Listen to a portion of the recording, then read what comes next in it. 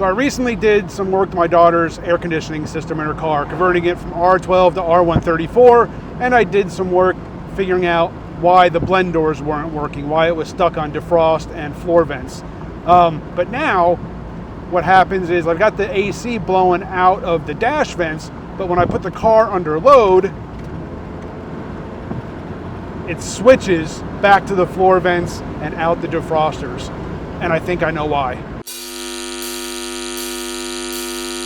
So I got the car up on jack stands because I'm working on another video also, but the vacuum controls here, I did in another video, I showed these are actually vacuum actuated.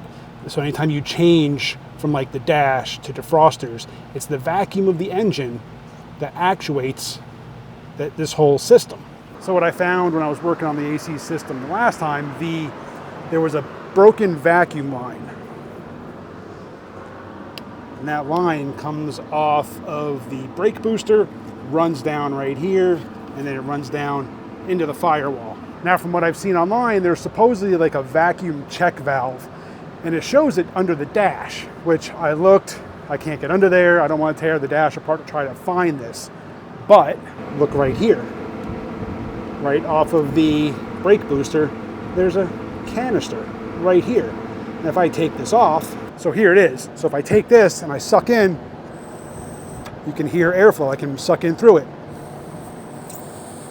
I don't know, hopefully the mic will pick that up. But if I blow through it,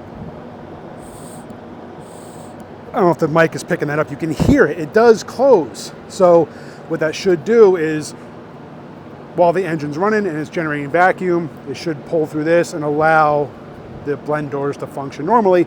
And then when vacuum drops off, like under load or when you're accelerating up a hill or something like that, this should close and lock the vacuum in the system and keep the blend doors where they're at. That's not happening. So if there's another one under the dash, I don't know. I don't know if maybe somebody put this one in place because the one under the dash is bad and leaking. I don't know. I'm going to replace this one. I've got one right here, just a little vacuum check valve. I'm going to put this in place, start it up, and see if that solves our problem. Hopefully I can get enough load here with it on jack stands, and I have to take it for a drive if I do. Next clip will be testing this out, whether here on jack stands or driving it. I'm going to try it here first though. So this new one's not instilling a whole lot of confidence here. Works just fine that way, but oh, figures now it's closing. I tested it and I was able to blow air through it. Now I realize the engine's not going to be blowing air through this, it's just going to stop the vacuum, so hopefully this will work, but I'm not super confident. Okay, so it's promising so far just here in the driveway. It's really shady here under the sunshade, but here we go. Okay, so I'm going to take my mic off and put it near the vent so you can hear this. So you can hear the air blowing. Give it some gas.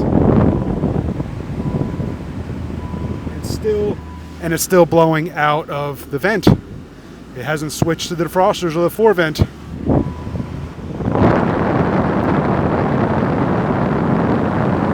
$3,000 RPM.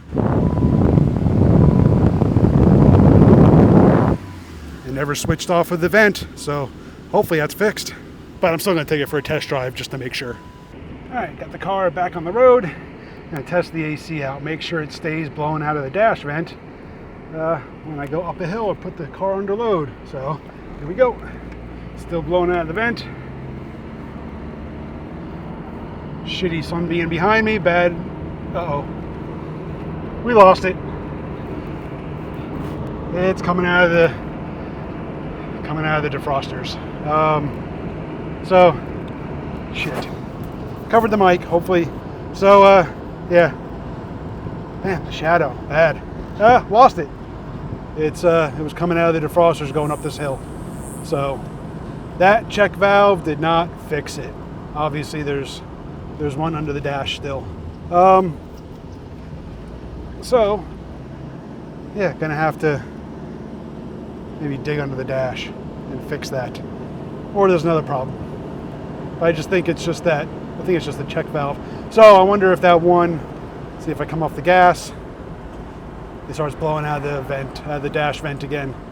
So I wonder if the check valve under the dash just has a leak in it, maybe. But the one that I put in, I would think even if the one under the dash wasn't closing, because it was a bad diaphragm or something, that the one under the one I just installed should compensate for that, I would think, unless there's a leak. What do you guys think? Is there a leak under the dash somewhere in the vacuum system that's not enough to keep it from switching when I want it to, but it's not enough to hold it in position when we lose vacuum? Let me know. Leave a comment. Appreciate y'all for watching. Hit that subscribe, hit the bell, and we'll see if we can figure this thing out.